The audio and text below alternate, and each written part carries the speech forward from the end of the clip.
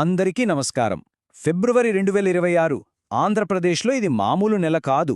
ఒక పక్క సముద్ర తీరంలో యుద్ధనౌకల హోరు, మరో పక్క పుణ్యక్షేత్రాల్లో ఘంటానాదాల జోరు. ఇలా శక్తి, భక్తి రెండూ ఒకేసారి కలవబోతున్నాయి.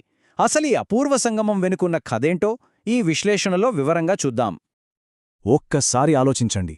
ఒకే రాష్ట్రంలో ఒకే సమయంలో 50కి పైగా దేశాల నేవీలు తమ శక్తిని ప్రదర్శిస్తుంటే, అదే టైంలో లక్షలాది మంది భక్తులు తమ విశ్వాసాన్ని చాటుకుంటే ఆ దృశ్యం ఎలా ఉంటుంది? ఈ అసాధారణమైన కలయిక గురించే ఇప్పుడు మనం లోతుగా తెలుసుకోబోతున్నాం. సరే, ఈ అద్భుతమైన కలయికలో మొదటిది సైనిక శక్తి. దీనికి వేదిక మన విశాఖపట్నం. ఈ కార్యక్రమం ఎంత పెద్దదంటే ప్రపంచంలోని దాదాపు అన్ని దేశాల దృష్టి ఇప్పుడు వైజాగ్ తీరంపైనే ఉండబోతోంది. ఈ నంబర్ చూడండి, 50కి పైగా దేశాలు. ఇది కేవలం ఒక అంకి కాదు.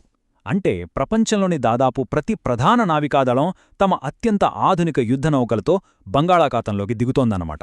ఒకసారి దాని స్కేల్ ఊహించుకోండి. ఈ భారీ ప్రదర్శన 2 భాగాలుగా జరుగుతుంది. మొదట ఇంటర్నేషనల్ ఫ్లీట్ రివ్యూ.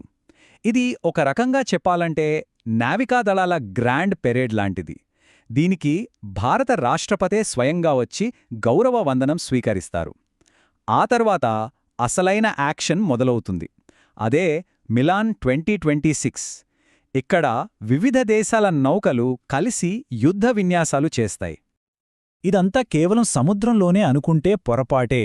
ఆర్కే బీచ్లో ప్రజల కోసం కూడా ఒక పెద్ద పండగలాంటి వాతావరణముంటుంది. సిటీ పరేడ్తో యుద్ధ విమానాల ఫ్లైపాస్ట్లతో వైజాగ్ ఆకాశం దద్దరిల్లిపోతుంది. ఇది సామాన్య ప్రజలు సైనిక శక్తిని ఇంత దగ్గరగా చూసే ఒక అరుదైన అవకాశం. ఒకవైపు సముద్రంలో ఉక్కు నౌకలు కదులుతుంటే, ఠీక్ అదే సమయంలో రాష్ట్రంలోని పురాతన పుణ్యక్షేత్రాలలో లక్షలాది భక్తుల హృదయాలు భక్తితో నిండిపోతాయి.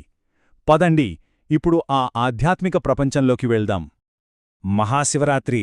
ఆ రోజు శివయ్యకు ఎంతో ఇష్టం కదా. మరి ఆ రోజు శ్రీశైలంలో జరిగే వేడుకలు ఏ రేంజ్లో ఉంటాయో ఈ ఒక్క మాట చెబుతోంది. ఇది కేవలం ఆంధ్రప్రదేశ్లోనే కాదు, దేశంలోనే జరిగే అతిపెద్ద శివరాత్రి వేడుకల్లో ఒకటిగా నిలుస్తుంది. భక్తుల రద్దీ ఊహకు కూడా అందదు. ఈ నెలలో చూస్తే 3 ప్రధాన శైవ వైష్ణవ క్షేత్రాలలో ఉత్సవాలు పతాక స్థాయికి చేరుకుంటాయి.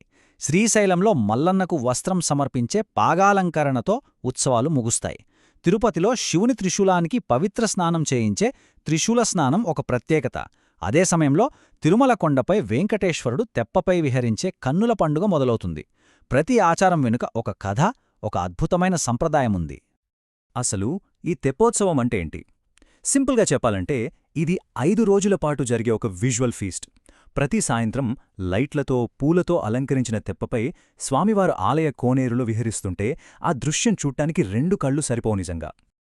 సరే, ఒక పక్క ఈ సైనిక విన్యాసాలు, మరోపక్క ఆధ్యాత్మిక వేడుకలు. వీటి మధ్యలో రాష్ట్రంలో రోజువారీ జీవితంలో కూడా కొన్ని ఇంట్రెస్టింగ్ విషయాలు జరుగుతున్నాయి. అవేంటో కూడా ఓ లుక్కేద్దాం. ఒకవైపు ట్రెడిషన్ నడుస్తుంటే మరోవైపు మోడర్నిటీ. విజయవాడలో ఫ్యాషన్ లవర్స్ కోసం ఒక ఎగ్జిబిషన్ ఉంది. ఇక రాష్ట్ర వ్యాప్తంగా అందరికీ మహాశివరాత్రి సందర్భంగా ఫిబ్రవరి 15న పబ్లిక్ హాలిడే ఉంటుంది. ఇది కూడా ఈ పండుగ ప్రాముఖ్యతను మనకు తెలియజేస్తుంది. చూశారు కదా, military power, spiritual faith, modern life style ఇవన్నీ కలిసి ఈ ఫిబ్రవరిని ఆంధ్రప్రదేశ్లో ఒక historic మంత్గా మార్చేయబోతున్నాయి.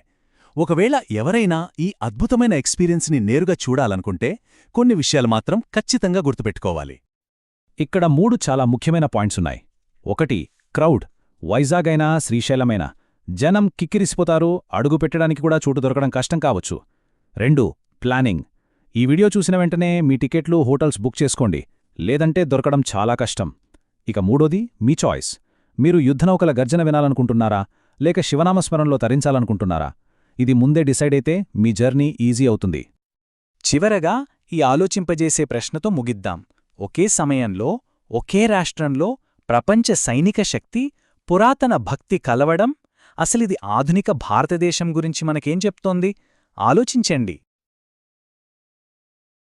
If you liked any point, please hit like. If you liked multiple points, leave a comment. And if you want more informative points, subscribe and turn on the bell button.